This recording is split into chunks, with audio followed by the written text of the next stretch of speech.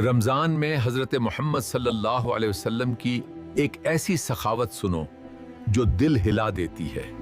हज़रत मोहम्मद सल्लल्लाहु अलैहि वसल्लम सबसे ज़्यादा सखी थे, मगर रमज़ान में तो रहमत बन जाते थे।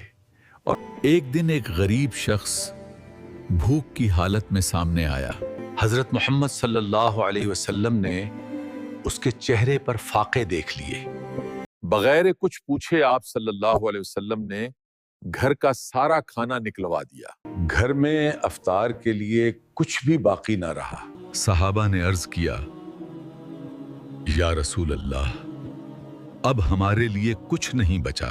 हजरत मोहम्मद सल्लल्लाहु अलैहि वसल्लम मुस्कुराकर बोले, अल्लाह हमें खिला देगा। थोड़ी ही देर में अल्लाह की तरफ से खजूरें और दूध आ गया। सबने पेट भरकर इफ्तार किया।